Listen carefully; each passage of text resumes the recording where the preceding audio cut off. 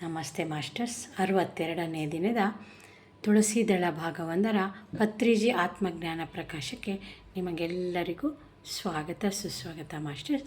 ಈ ದಿನದ ಸಂದೇಶ, ಆತ್ಮ ದೃಶ್ಯತೆ ಸೂಕ್ಷ್ಮದರ್ಶಿಭಿಃ ಅಂತ. ಏಷ ಸರ್ವೇಷು ಭೂತೇಷು ಗೂಢೋತ್ಮಾನ ಪ್ರಕಾಶತೆ ದೃಶ್ಯತೆ ತ್ರಜ್ಞಾಯ ಬುದ್ಧಿಯ ಸೂಕ್ಷ್ಮದರ್ಶಿಭಿಃ ಅಂತ.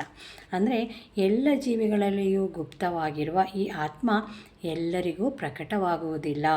ಸೂಕ್ಷ್ಮದರ್ಶಿಗಳಾದ ಋಷಿಗಳು ಮಾತ್ರವೇ ತೀಕ್ಷ್ಣವಾದ ಏಕಾಗ್ರವಾದ ತಮ್ಮ ಬುದ್ಧಿಯಿಂದ ಈ ಆತ್ಮವನ್ನು ದರ್ಶಿಸುತ್ತಾರೆ.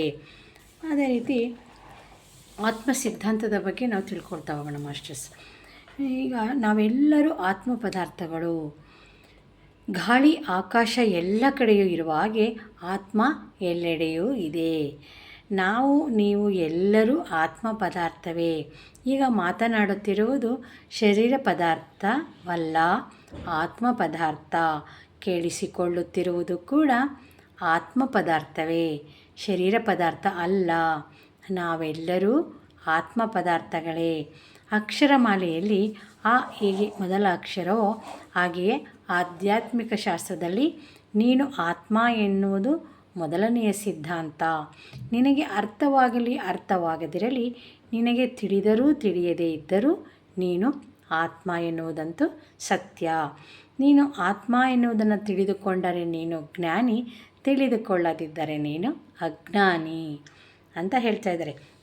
ಹಂಗಂದರೆ ಅಜ್ಞಾನಿ ಎಂದರೆ ಮೂರ್ಖ ಅಲ್ಲ, ಜ್ಞಾನ ಇಲ್ಲದಿರುವವನು ಎಂದು ಅರ್ಥ. ಅದು ಶಾಪವಲ್ಲ ಹಾಗಂತ.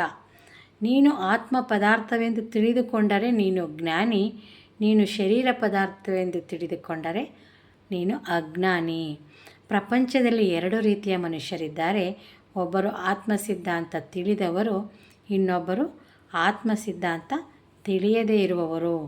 ಗೊತ್ತಿದ್ದವರನ್ನು ಜ್ಞಾನಿಗಳು ಅಂತಾರೆ, ಗೊತ್ತಿಲ್ಲದವರನ್ನು ಅಜ್ಞಾನಿಗಳು ಅಂತ ಕರೀತಾರೆ. ತಾನು ಆತ್ಮ ಪದಾರ್ಥವೆಂದು ಜ್ಞಾನಿಯು ಅಂದುಕೊಂಡರೆ ತಾನು ಶರೀರ ಪದಾರ್ಥವೆಂದು ಅಜ್ಞಾನಿಯು ಅಂದುಕೊಳ್ಳುತ್ತಾನೆ. ನನ್ನ ತಾಯಿ ಸತ್ತು ಹೋಗಿದ್ದಾರೆ ಎಂದು ದುಃಖಪಟ್ಟರೆ ನೀನು ಶರೀರ ಪದಾರ್ಥದಿಂದ ನೋಡುತ್ತಿದ್ದೀಯಾ, ನೀನು ಅಜ್ಞಾನಿಯಾಗ್ತೀಯಾಗ. ನನ್ನ ತಾಯಿ ಶರೀರವನ್ನು ಬಿಟ್ಟು ಮೇಲಿನ ಲೋಕಗಳಿಗೆ ಹೋಗಿದ್ದಾರೆ ಎಂದರೆ ನೀನು ಆತ್ಮ ಪದಾರ್ಥದಲ್ಲಿ ಇದ್ದೀಯಾ ಎಂದರ್ಥ. ಅದು ಸರಿ, ನೀನೊಬ್ಬ ಜ್ಞಾನಿ, ಆತ್ಮ ಸಿದ್ಧಾಂತವನ್ನು ತಿಳಿದಿರುವವನು ಅಂತ ತಿಳ್ಕೊಂಡ್ರೆ, ಆತ್ಮ ಸಿದ್ಧಾಂತ ತಿಳಿದ ಇಲ್ಲದವರಿಗೆ ಎಲ್ಲಿ ನೋಡಿದರೂ ಮರಣವೇ ಇರುತ್ತದೆ.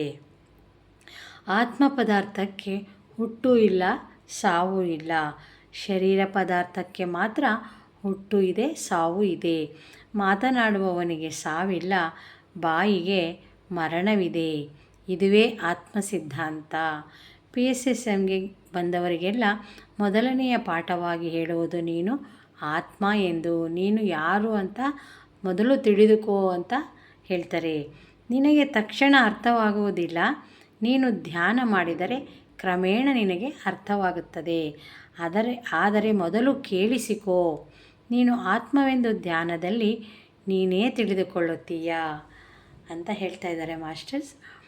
ಓಕೆ ಮಾಸ್ಟರ್ಸ್, ಅದಕ್ಕೋಸ್ಕರ ನಾವು ಧ್ಯಾನವನ್ನು ಮಾಡ್ತಾ, ಜ್ಞಾನವನ್ನು ಪಡಿತಾ, ಆತ್ಮಜ್ಞಾನವನ್ನು ತಿಳಿತಾ ಮುಕ್ತಿ ಮೋಕ್ಷ ಪದದತ್ತ ನಡೆಯುತ್ತಾ ಸಾಗೋಣ masters. Thank you masters. Thank you so much.